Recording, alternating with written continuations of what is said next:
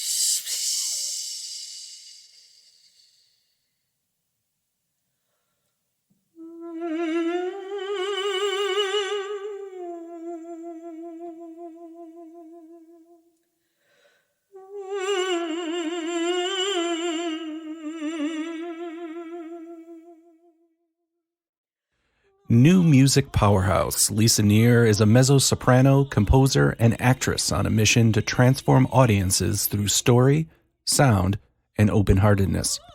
She is inspired by female athleticism, the tender love of friends, the ambiguities of death, and the eerie mystery of deep ocean life. Her collaborators include Third Angle New Music, Delgani String Quartet, Rhymes with Opera, Choral Arts Ensemble of Portland, and University of Michigan Saxophone Ensemble.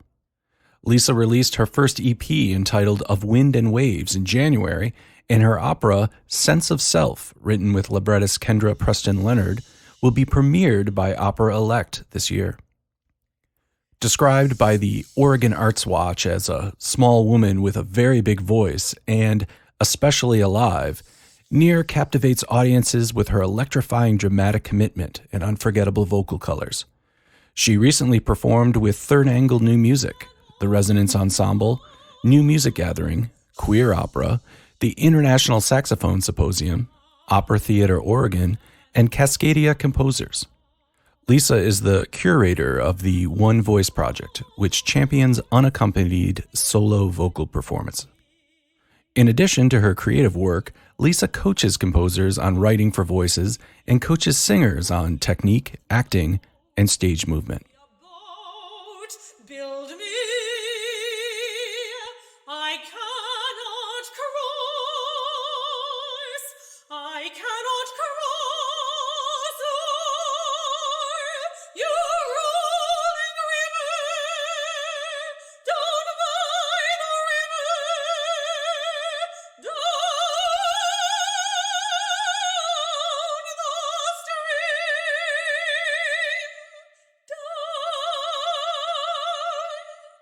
Down over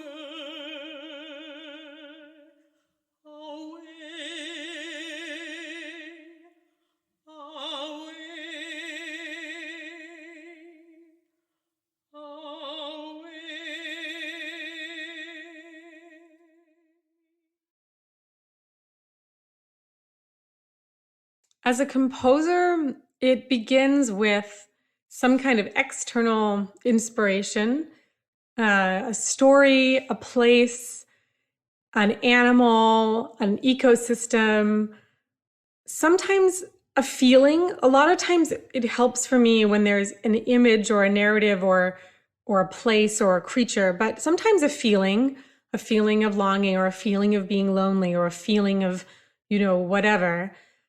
And then it also, because almost everything I write for the last 4 years, 5 years, especially has been for specific performers, it also starts with that performer, with listening to their work, their performances recently, to their favorite pieces, even if they haven't had a chance to perform them, and getting into my ear what they do in performance that's really special, what they love, what are their pet peeves that they don't love, what makes them feel, yes, I can show off the thing I most love to do. This is my genius zone. And also getting an ear for sort of each instrument or each ensemble and how those colors might go together. That gives me a lot of inspiration too. So it's very challenging for me to send a proposal for a piece out into a void when I have not had a chance to meet performers, because I'm like, I truly don't know what to tell you. And I mean, I can impose something, but I find those kinds of calls for proposals very challenging, because I get so much inspiration from even talking thematically about like what people love. Do they love something that's more abstract? Do they love this quirky technique that they just found out to do that they want to do more of? Or maybe there's something they're sick of. And even that, even someone saying like, I'm sick of flutter tonguing, can be like, okay. And then that can lead to these interesting conversations. So the performers, the external narrative or image or feeling, that all is sort of in this pre-writing stage for me. Mm-hmm. Well, that's interesting because you're not doing this in abstraction, are you? The piece doesn't exist for me on paper. I mean, it can be beautiful. It can be a piece of visual artwork. But for me, it's just a set of instructions. It's not real until the other parties breathe life into it and interpretation into it. And that was very formative for me as a young composer. I feel like it's my job and as the composer to let people know where my inspiration is, where am I coming from, to lead them there, to open up there, but not to dictate everything. And so for me, I don't feel like the piece is really complete until it's performed, until it's really brought to life. When you say interpret it, are you just saying that the artist or the performer has just changed the rhythms and pitches, or what do you mean by, how are you defining interpretation? I always tell people in much of my music, there's sort of the space of Brahms for some rubato, for some color. No, I would not necessarily be very happy if someone changed my notes, unless they came to me and were like, I really need you to change this. It's in the break register, or, this is not a stretch that, if there was a technical reason, I'm always happy to talk about that. Always happy to consider some ASIA options or to educate me. My goodness, I don't play all these instruments. Right. But no, I mean more like, how do you bring that? I can write a crescendo, and how do you bring that crescendo to life?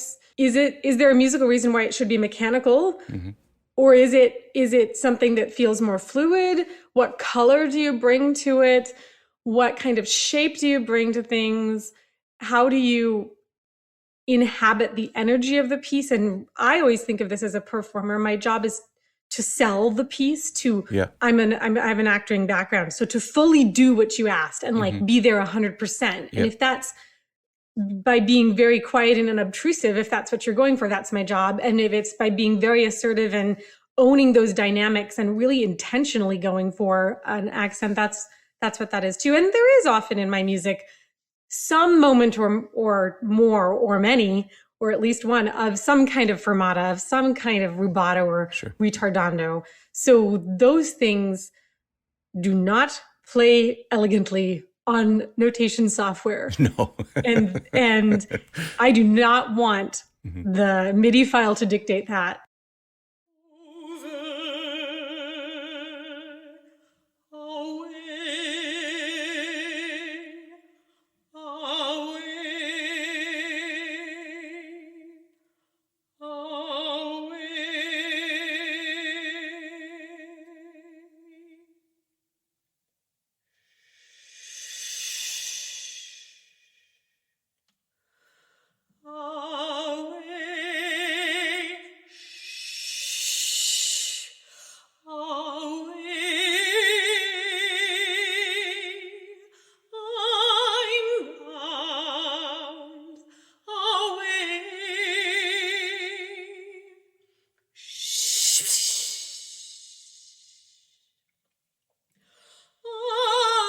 I'm bound gently down across over my bonny bound down.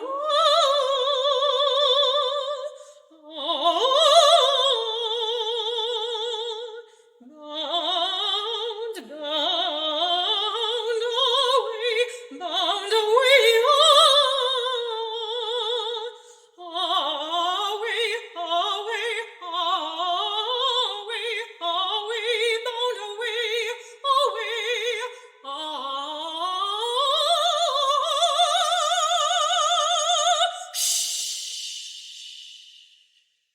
I wrote a piece originally to accompany different public domain short 15-second or less sort of films from early film where people would take these cameras out and film different bodies of water, nature images. So there's like, I spliced together and sort of edited together, a river, a waterfall, all this. And I sort of composed a piece and performed it. And then the piece started to take on a life of its own afterwards as I was building up a whole concert of unaccompanied work, the One Voice Project, with other composers writing for me. Right. The piece has been performed by myself, by others, sometimes with the film, sometimes without. It's all public domain film stuff, so it's available for people. Yeah. The inspiration for the music came from the water and the sounds of rushing water, the sounds of splashing water on the beach, the sounds of river and waterfall. And then also for a text, I started to look at folk songs that had to do with water from the US, from the British Isles. And I noticed that in addition to these different phrases about water, there were many adverbs of place. There were many words over, across, down. There were a lot of directional words. And I started to think about playing with that, splicing together different fragments and what would happen if I wrote new melodies. But they were sort of fragments of text where you might recognize, Right. My Bonnie, right? My Bonnie lies over the ocean. I don't actually say that whole, but many of us might recognize that, or down by the river, down by the riverside. Well, that's interesting. Yeah, it's down by the river. Yeah. Yeah. Take me to the river. Yeah, that's. Yeah. And so just what happens if we sort of put some of those phrases next to each other, and how do they flow? And since water flows, I thought, what if the text sort of flows from one thought to another? And in that way, it's not my most like Aristotelian narrative piece. And I love a good Aristotelian dramatic triangle. I'm a fan, but it is different, the way that the text operates.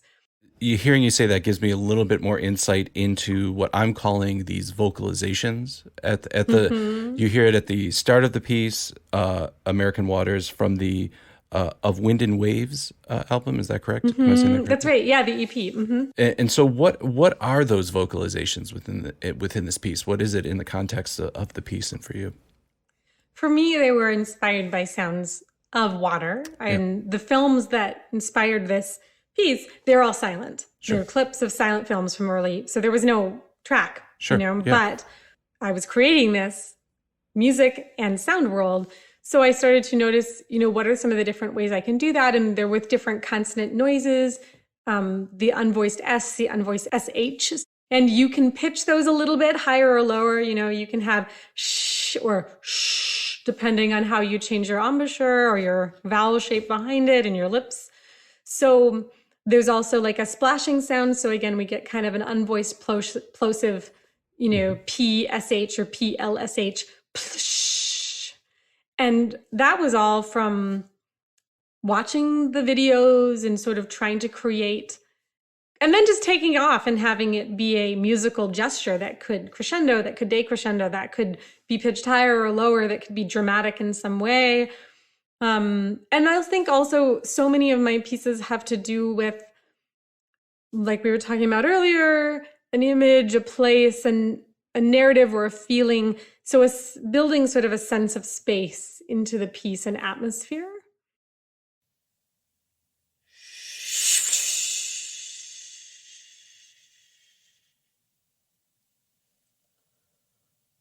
Over the ocean,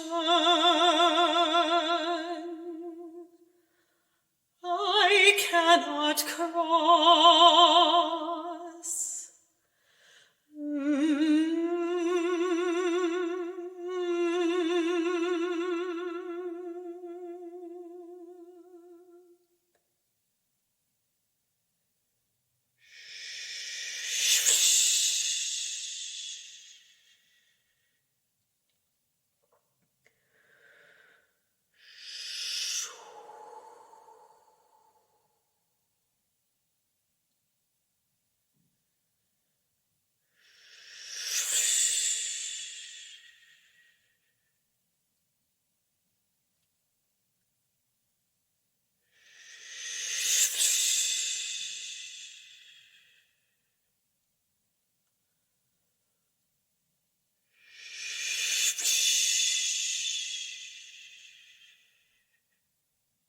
My creations don't define my identity, but they are reflections of my identity, or they're a way I express my identity.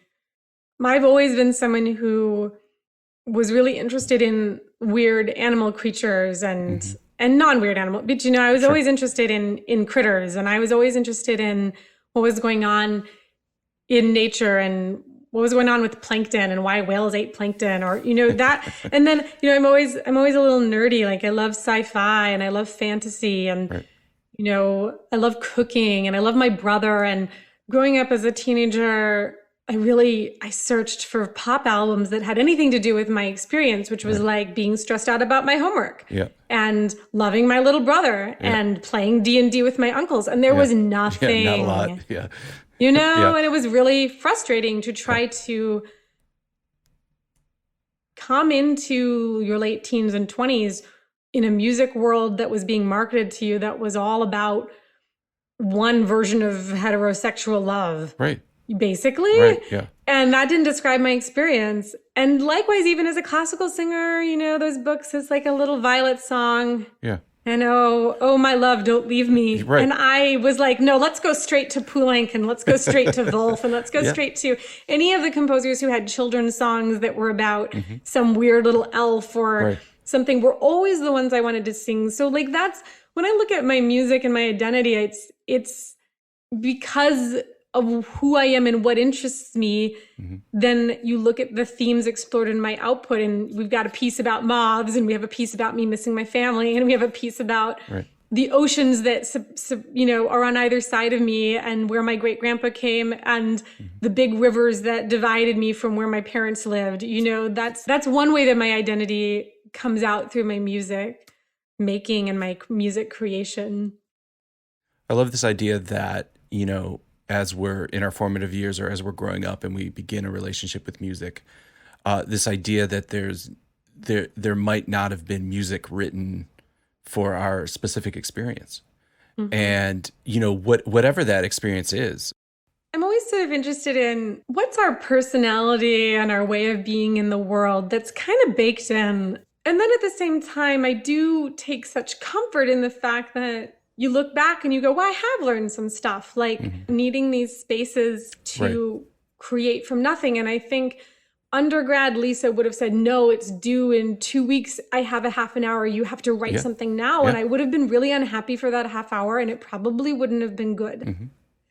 And so that sort of thing, that maybe that 5% of me that has learned just a little bit, that when you rest, you'll write better tomorrow, when this is absolutely not the time that will be successful. It is better to cut the losses and find another time block. I also feel like as a singer and a composer, there are some benefits of how they inform each other. And then also there's some ways that they make living in both identities tricky, because as a composer, there comes a certain point in time where the piece is due and the parts are due, and you just have to put in the hours. And if your hands are burning and your neck is hurting and it's 11:59 at night, you just got to keep working. And that's our life, especially as a young composer, when your commissions are tiny and you're sort of working 40, 50 hours plus your passion commission. It's not that you're lazy, it's that you had to work 9 or 10 hours already today, and now your piece is due. The other thing that has developed for me as well is somebody who's sort of like a work hard, and I think from academia too, you sort of have that idea, if you didn't struggle with something, it must be bad. That can kind of be a mentality that can creep in, is recognizing when sometimes a happy flow happens and the piece is just fine, that came out easy. In the last 2 years, I've really worked with this idea of inviting that trust, inviting that flow, not second guessing the piece that came easy, and reminding myself of that piece you wrote 20 pages for that you all scrapped before you got the good piece. It's like it balances out, maybe not in the same piece, in terms of any concern that I might be giving myself a pass and not writing my very best, that like, no, you really are, because look at how across the body of 6 months, you actually did a lot of that first drafting, just maybe not on every piece. Right. And then it seemed intuitive then, but it really was a series of previous experiments kind of coming to fruition. Yeah. And that flow is a place you can trust. It's not laziness. Right. That's been something I've really taken into my composing. And it also is something from my singing, that when we trust, when we exhale with trust and love, that it's going to be okay, things open up and relax and we sound better. It's not the only thing we have to worry about. There are other things to learn, but it is a part of the puzzle that if we don't invite in, we won't maximize our best sound. So my creative lifestyle has evolved through these two different art forms, helping me along the way. Well, Lisa, this has been fantastic. It's been great hearing your piece, American Waters. And it's also been great hearing about sort of your thoughts about identity. Before I let you go, if somebody wanted to find out more about you and your music and your teaching and your composing and your performance and all the other things you do, where would they go to find out more about that? Yeah, the best place to go is my website, which is lisanehermusic.com. And my last name is spelled a little funny. It's spelled N like Nancy, E-H-E-R. So it looks like Neher. We just say near and far. So lisanehermusic.com, and that's where you'll find everything. You can find me on all the social medias if you look for me. So connect with me wherever you are. I'd love to hear from you.